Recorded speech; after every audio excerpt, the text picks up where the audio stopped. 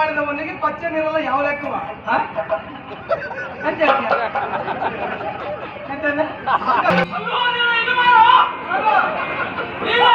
ನಾನು ಎಲ್ಲಾ ಕಡೆಗೂ ಸ್ವಲ್ಪ ಇನ್ನು ಹಾಗಲ್ಲ ನಿಂತ್ಬಿಟ್ಟು ಓಹೋ ಮೂರು ಉಂಟಲ್ಲ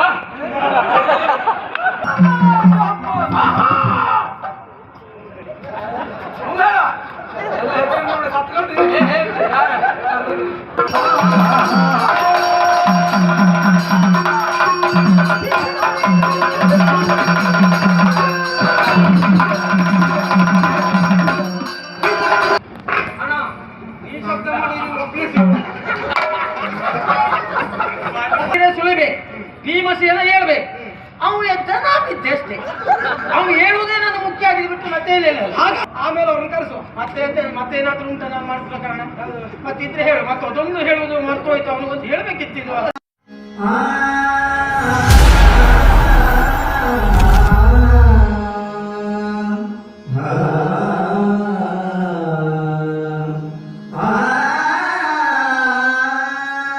ಬರುವ ಹಾಗೆ ಮಾಡಿದ್ದು ಬೇರೆಯವರು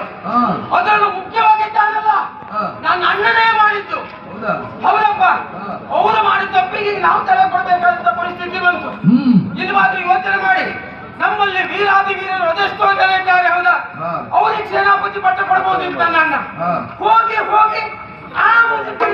ದ್ರೋಣಾಚಾರ್ಯರಿಗೆ ಪಟ್ಟವನ್ನು ಕೊಟ್ಟಿದ್ದಾನೆ ಅವರು ಎಂತವರಂತ ಈಗಲ್ಲ ನಾವು ಚಿಕ್ಕವರು ಇರುವಾಗ ತಿಳ್ಕೊಂಡಿದ್ದೇವೆ ಹೌದಪ್ಪ ಕೌರವರು ಅಂತ ನಾವು ಪಾಂಡವರು ಚಿಕ್ಕವರು ಇರುವಾಗ ಆಟದ ಮೇಲೆ ಆಟವಾಡಿದ ಸಂದರ್ಭ ಚೆಂಡೊಂದು ಹೋಗಿ ಬಾವಿ ಒಳಗೆ ಬಿತ್ತು ಆವಾಗ ಅವ್ರು ಏನ್ ಮಾಡಿದ್ರು ಒಂದು ಕಡ್ಡಿಯನ್ನು ಅಭಿಮಂತ್ರಿಸಿ ಆ ಚೆಂಡನ್ನ ಮೇಲೆ ಎತ್ತಿದ್ರು ಆವಾಗ ನಾನು ಲೆಕ್ಕ ಹಾಕಿದ್ದೆ ಇವತ್ತಲ್ಲ ನಾಳೆ ಆದ್ರೂ ನಮ್ ಕಡ್ಡಿ ಮಾಡಿಯೇ ಮಾಡ್ತಾರಂತ ಅದು ಸತ್ಯ ಅಂತ ಇವತ್ತು ಗೊತ್ತಾಯ್ತು ಇಲ್ಲವಾದ್ರೆ ರಕ್ತದ ಕತೆ ಬಿಡಿ ಅವ್ರಿಗೆ ಕೆಂಪು ಚಟ್ನಿ ಕಂಡ್ರೆ ಹೆದರಿಕೆ ಆಗ್ತದೆ ಅದಕ್ಕೆ ಬೆಲ್ಲ ಹಾಕೊಂಡು ತಿನ್ನುವವರು ಅವರಿಗೆ ಸೇನಾಪತಿ ಪಟ್ಟ ಕೊಟ್ಟಿದ್ದಾರೆ ನಮ್ಮಲ್ಲಿ ಎಂತೆಂತ ವೀರಾದ್ರೆ ವೀರರಿಲ್ಲ ಅವ್ರಿಗೆ ಕೊಡ್ಬೋದಿತ್ತು ಹೌದಾ ಹಾಗಾಗಿ ಇದೆಲ್ಲ ಆಗುವುದಲ್ಲ ಅಂತ ನಾನೇ ಗಟ್ಟಿ ತೀರ್ಮಾನ ಮಾಡ್ಕೊಂಡು ಬಂದೆ ನೇರವಾಗಿ ಅಣ್ಣಿದ್ದಲ್ಲಿ ಹೋಗಿದೆ ಅಣ್ಣದಲ್ಲಿ ಅಪ್ಪಣೆಯಲ್ಲಿ ಕೇಳಿದೆ ಅಣ್ಣ ನೀನು ಹೆದರಬೇಕಾದಂತ ಅಗತ್ಯ ಇಲ್ಲ ನಾನು ಹೋರಾಟ ಮಾಡುವ ಈ ಟಿವಿಯನ್ನು ತೆರೆಯ ಮನೆಯಲ್ಲೇ ನಿಂತು ನೋಡು ಎನ್ನುವುದಾಗಿ ಹೇಳಿದ್ದೇನೆ ಅಣ್ಣನಿಗೆ ಧೈರ್ಯದ ಮಾತನ್ನು ಹೇಳಿದಾಯಿತು ನಾನು ಹೋಗುವಂತ ಅಪ್ಪರೆ ಹೇಗೆ ಭೂಮಿಯಲ್ಲಿರುವಂತಹ ಧೂಳುಗಳು ನಭೋ ಮಂಡಲವನ್ನು ತರಬೇಕು ಆ ರೀತಿ ಆರ್ಭಟದಲ್ಲಿ ಹೋಗ್ತೇನೆ ತಡ ಮಾಡುವುದಿಲ್ಲ ನೇರವಾಗಿ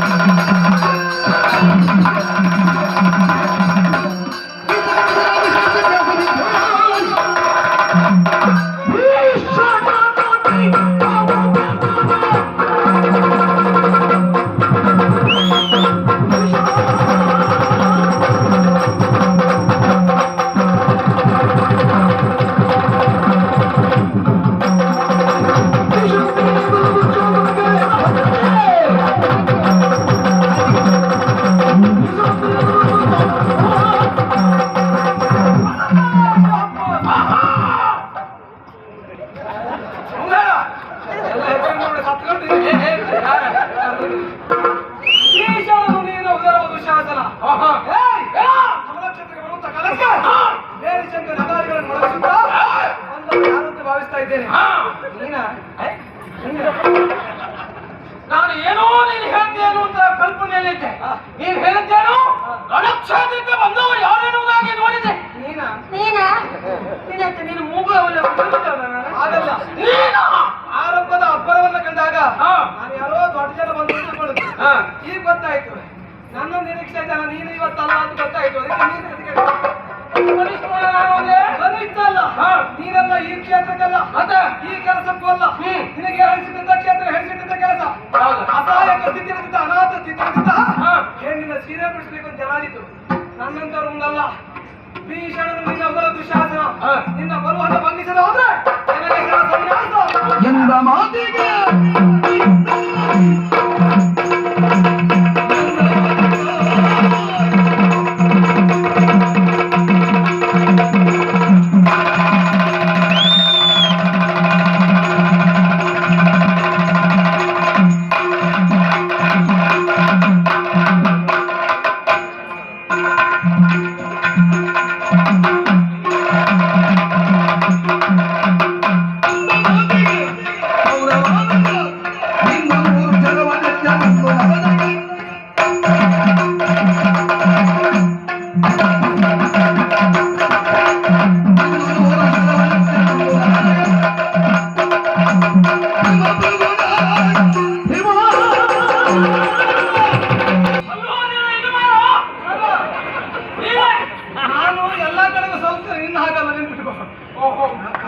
ಮೂರು ಉಂಟಲ್ಲ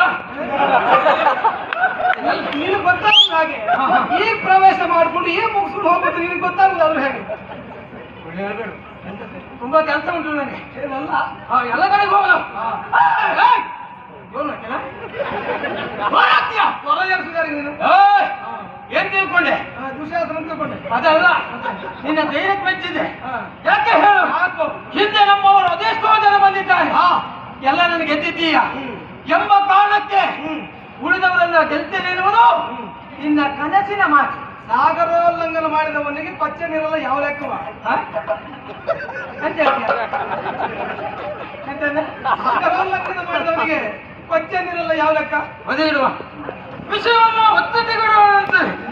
ಒತ್ತಟ್ಟಿಗಿಡುವಂತೆ ನೀನ್ ಬೇಕಾದ್ರೆ ಇಟ್ಕೊ, ನನಗೆ ಬೇಡಲ್ಲ ಅದಲ್ಲ ನನಗೆ ಸರಿಯಾದವರು ಯಾರು ಯಾರೋ ನಿನಗೆ ಮಾಡು ನೀನು ಜನವೇ ಅಲ್ಲ ನನಗೆ ಸರಿಯಾಗುವುದಿದ್ದೆ ಯಾರು ನೀನು ಸರಿಯಾಗಿದ್ದು ಯಾವಾಗ ನನಗೆ ಸರಿಯಾದವರು ಹೌದೌದು ಭೀಮಸೇನನ ವಿಷಯ ಹೇಳಿದ್ರೆ ಕರ್ಕೊಂಡು ಬಾ ಅವ್ರು ಬಿಟ್ರೆ ಧರ್ಮರಾಜನ ಹೇಳ ಅವ್ರು ಬಿಟ್ರೆ ಅರ್ಜುನ ಹೇಳ ಅವ್ರು ಬಿಟ್ರೆ ಜನ ಅಲ್ಲ ಅವ್ರು ಬಂದ್ರೆ ಅಂತವರ ಆದಿತ್ತು ನನಗೆ ಲೆಕ್ಕಕ್ಕಿಲ್ಲ ಅಂತ ಹೇಳಿದ್ರು ಹೊಲಕ್ಕೆ ನೀರನ್ನು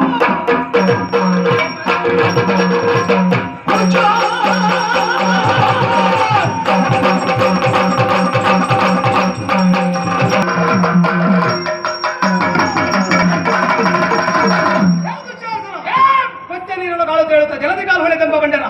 ಉಳಿದು ಮಾಡುವುದೇನು ವಿಷಯ ಗೊತ್ತಾಯ್ತು ಮುಂದುವರ್ಸಿ ಹೇಗೆ ವಿಷಯ ಗೊತ್ತಾಯ್ತು ಅಂತ ನನಗೆ ಗೊತ್ತಾಯ್ತು ನಿನಗೆ ಗೊತ್ತಾಗಿದೆ ಎಂಬುದು ನಿಮ್ಮವರಿಗೆ ಗೊತ್ತಾಗ್ಬೇಕು ಬೇಡವಾ ಅದಕ್ಕೆ ಅದಕ್ಕೆ ನೀನು ವಿವರಿಸಿ ಹೇಳು ಈ ಗೋವಿನ ಪಾದದ ಜಲವನ್ನು ದಾಟ್ಲಿಕ್ಕೆ ಆಗದೆ ಹೋದವ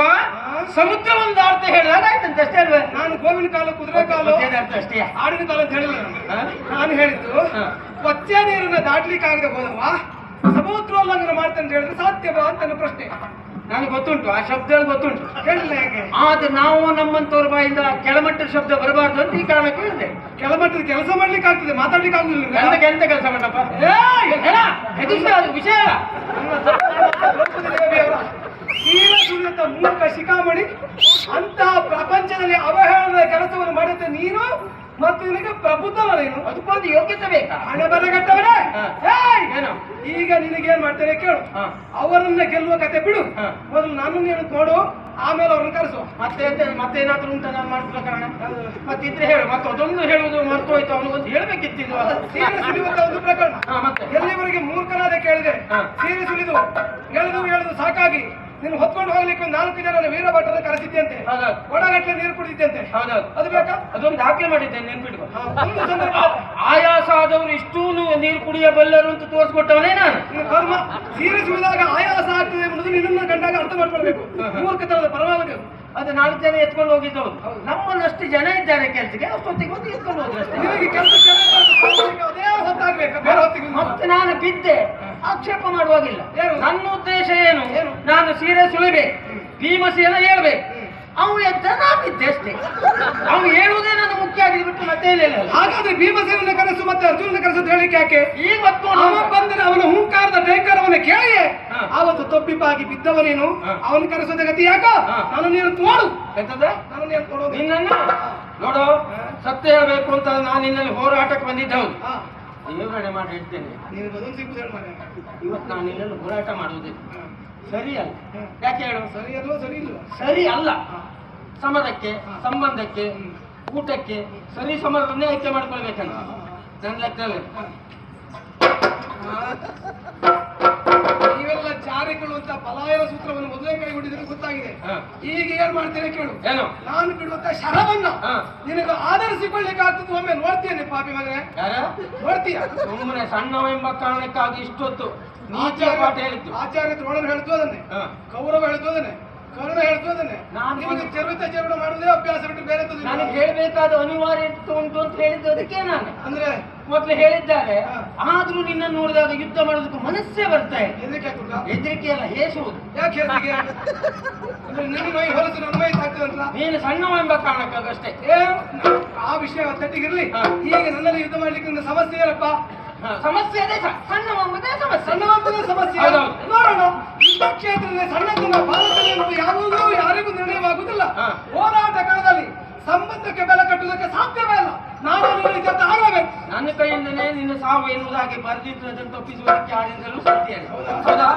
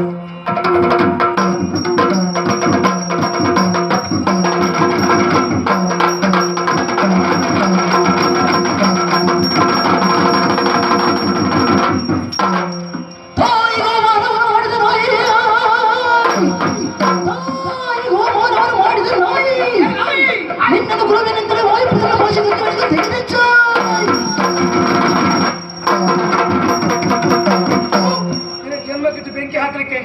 ತಾಯಿಗೆ ಅಪಮಾನ ಮಾಡಿದ ನಾಯಿ ನಿನಗೂ ನಾನು ನಾಯಿ ಅಂತ ಕರಿಬಾರದು. ಯಾಕೆ ಗೊತ್ತಾ? ನಿನಗೆ ನಾನು ನಾಯಿ ಅಂತ ಕರೆದ್ರೆ ಊರಿನಲ್ಲಿದ್ದ ನಾಯಿಗಳೆಲ್ಲ ದುಶ್ಯಾಸನದ ಕಾರಣದಿಂದ ನನ್ನ ಮಾನ ಮರ್ಯಾದೆ ಹೋಯ್ತು ಅಂತ ಇವತ್ತೇ ಊರು ಬಿಟ್ಟು ಹೋಗ್ತಾವೆ. ಹಣೆ ಬರೆ ಕೆಟ್ಟವರೇ, ಬಿಟ್ಟಿದ್ದೇನೆ ಯಾಕೆ ಕೇಳು. ಆವತ್ತು ನನ್ನ ದೊಡ್ಡಮ್ಮ ದ್ರೌಪದಿ ದೇವಿಯವರ ಸೀರೆ ಸುರಿದುದಕ್ಕೆ ಬೇಕಾಗಿ ಅವರಿಗೆ ಹರಸಿಟ್ಟ ಕುರಿ ನೀನು ನನ್ನ ಹೆಸರು ಹೇಳಿಕೊಂಡು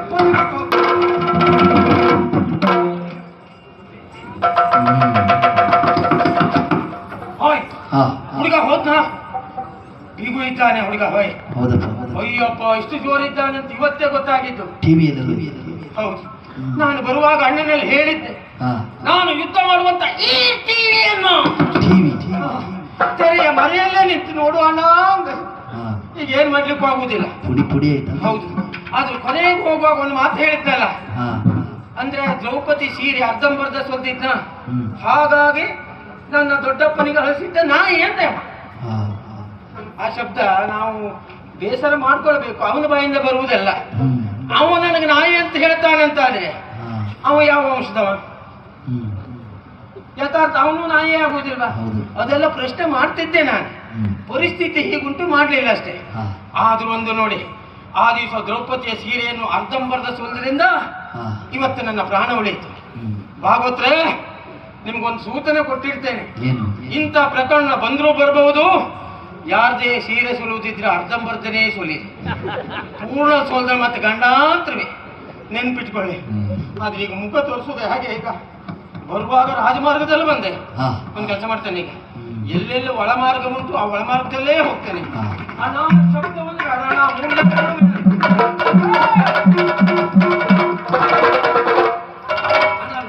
ಮೂರು ಜನರಲ್ಲೂ ವಿನಂತಿ, ಶಬ್ದ ಬೇಡ, ಮೌನವಾಗಿ ಹೋಗ್ತೇನೆ. ಇದು ಶಬ್ದದಲ್ಲಿ ಹೋಗುವುದಲ್ಲ ಅಣ್ಣ. ಈ ಶಬ್ದ ಮಾಡಿ ಒಪ್ಪಿಸಿ